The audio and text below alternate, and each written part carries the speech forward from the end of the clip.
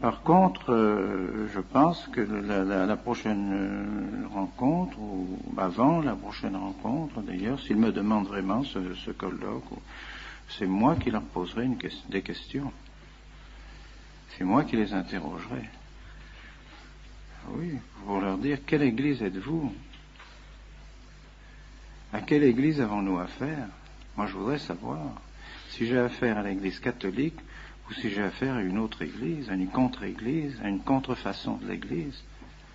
Or, je crois sincèrement que nous avons affaire à une contrefaçon de l'église et non pas à l'église catholique. Pourquoi? Parce qu'ils n'enseignent plus la foi catholique, ils ne défendent plus la foi catholique. Non seulement ils n'enseignent plus la foi catholique, ils ne défendent plus la foi catholique, mais ils enseignent autre chose. Ils entraînent l'Église dans autre chose que l'Église catholique. Ce n'est plus l'Église catholique. Ils sont assis sur le siège de leurs prédécesseurs, tous ces cardinaux qui sont dans les congrégations et tous ces secrétaires qui sont dans les congrégations, ils sont ou à la secrétaire d'État, ils sont bien assis là où étaient leurs prédécesseurs, mais ils ne continuent pas leurs prédécesseurs. Ils n'ont plus la même foi, ni la même doctrine, ni la même, ni la même morale même que leurs prédécesseurs. Alors, c'est pas possible. On peut pas. Et principalement, leur grande erreur, c'est l'œcuménisme. Et l'œcuménisme, ils enseignent un œcuménisme qui est contraire à la foi catholique.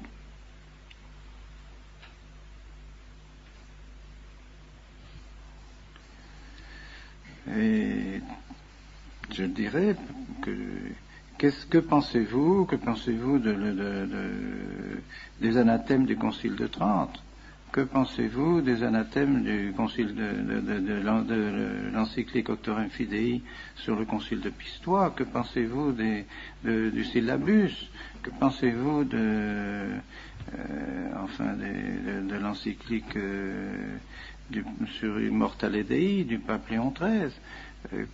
Que pensez-vous de la lettre sur le sillon par le pape Saint-Pidis, de l'encyclique Quas Primas du pape Pie XI, de Mortali Humanimos du pape Pie XI, justement contre l'œcuménisme, contre ce faux œcuménisme, et ainsi de suite. Enfin, pensez-vous tout ça? Qui me répondent s'ils sont toujours d'accord avec tous ces documents des papes, avec ces documents officiels qui définissent notre foi.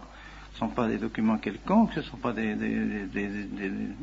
allocations privées ou des conversations privées des papes, ce sont des documents officiels et qui engagent l'autorité du pape. Alors moi, je pense qu'on peut et on doit même croire que l'Église est occupée,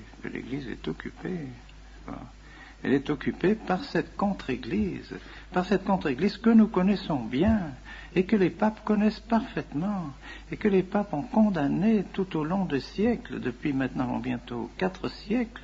L'Église ne cesse de condamner cette contre-Église qui est née avec le protestantisme surtout, qui s'est développée avec le protestantisme et qui est à l'origine de toutes les erreurs modernes, qui a détruit toute la philosophie et qui nous a entraînés dans toutes ces erreurs que nous connaissons, que les papes ont condamnées, libéralisme, socialisme, communisme, modernisme, sionisme, que sais-je, nous en mourrons, les papes ont tout fait pour condamner cela, et voilà que maintenant, ceux qui sont sur les sièges de ceux qui ont condamné ces choses-là, eh bien, sont maintenant d'accord, pratiquement, avec ce libéralisme et avec cet œcuménisme. Alors, on ne peut pas accepter ça. Et plus les choses s'éclairent, et plus nous nous apercevons que ce programme qui a été élaboré dans les loges maçonniques, tout ce programme a été élaboré, toutes ces erreurs ont été élaborées dans les loges maçonniques, eh bien, on s'aperçoit tout doucement, et avec des précisions de plus en plus grandes, qu'il y a tout simplement une loge maçonnique au Vatican. Et que maintenant, quand on se trouve devant un secrétaire de congrégation ou un cardinal qui se trouve assis dans le siège, à la place, dans le bureau, où se trouvaient de saints cardinaux, et des cardinaux qui avaient la foi, qui défendaient la foi de l'Église et qui étaient des hommes d'Église, ben on se trouve devant un franc-maçon. Alors, est-ce que c'est la même chose? Alors c'est bien, ils brandissent la même obéissance. Oui, autrefois, on nous disait d'obéir à la foi, on nous faisait faire le serment antimoderniste, on nous faisait faire les professions de foi, et tout ça. Maintenant, ces gens-là, qu'est-ce qu'ils font? Quelle foi ils nous demandent de professer? C'est plus la même. Alors on brandit toujours obéissance, obéissance, obéissance. Ah oui, mais quand même. Obéissance à l'Église, oui. Obéissance à ce que l'Église a toujours commandé, oui. Obéissance à la foi de l'Église, oui. Mais obéissance à la franc-maçonnerie, non. Ben non. Ben, c'est ça, c'est effectivement. C'est sûr. Et dernièrement, donc, on m'a apporté des documents qui semblent tout à fait véridiques. Des documents qui montrent des correspondances entre Bugnini et le grand maître de la maçonnerie sur toute la réforme liturgique, avec lequel le grand maître de la maçonnerie demande à Bugnini d'appliquer la réforme du fameux Rocca, les prêtres apostats, Rocca, qui, lui, avait prédit déjà tout ce qui devait se faire et avait déjà prévu tout ce qui devait se faire lorsque le Vatican serait occupé par la maçonnerie. Voilà ce qu'il faut faire. Et alors maintenant, le grand maître de la maçonnerie demande à Bugnini d'appliquer cela. Et le grand principe dit il faut arriver à la naturalisazione, comme il dit, naturalisazione dell'incarnazione. Donc désurnaturaliser l'incarnation. Donc on arrive au naturalisme. Il faut naturalisme. Et que cela, il faut appliquer les principes de la langue vernaculaire, de la démultiplicité des rites, de la multiplicité de la liturgie, pour rendre la liturgie complètement confuse et mettre la confusion partout. Et les oppositions entre les différents rites. Alors Bugnini répond qu'il est tout à fait d'accord. Je suis tout à fait d'accord pour cela, mais qu'il faudra un certain temps, il faudra peut-être 10 ans, mais en l'espace de 10 ans, il y arrivera, et que la confiance que lui accorde particulièrement le cardinal Lercaro et même le pape Paul VI, avec cette confiance qu'il a, il est assuré de pouvoir arriver à ses fins. Et il nomme tous ceux avec lesquels il travaillera dans la curie romaine, tous ceux qui, eux aussi, ont des attaches à la maçonnerie, alors qu'il pourra travailler avec eux, mais il faudra en placer certains, il faudra les mettre dans certaines congrégations, afin de pouvoir mener le travail à bien. Il faut que toutes les congrégations soient plus ou moins infiltrées, noyautées par les membres de la maçonnerie, qu'il nomme un tel, un tel, un tel. Il faudra chasser celui-ci, parce que celui-là nous gêne, il est contre nous, alors il faudra le faire mettre dehors.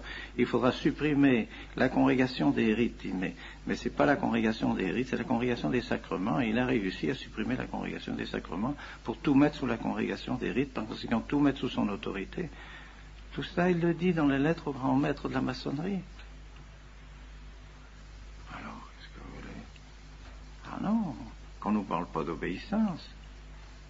On va bien obéir, bien sûr, nous sommes les plus obéissants à l'Église et à tout ce que l'Église a toujours enseigné, toujours voulu, mais pas à des hommes qui travaillent à la destruction de l'Église, à l'intérieur de l'Église. L'ennemi est à l'intérieur de l'Église. Le Papidis l'avait annoncé, la Salette l'avait annoncé, le Fatima l'a annoncé, tout a été annoncé de manière publique. On sait que l'ennemi va s'introduire à l'intérieur de l'Église.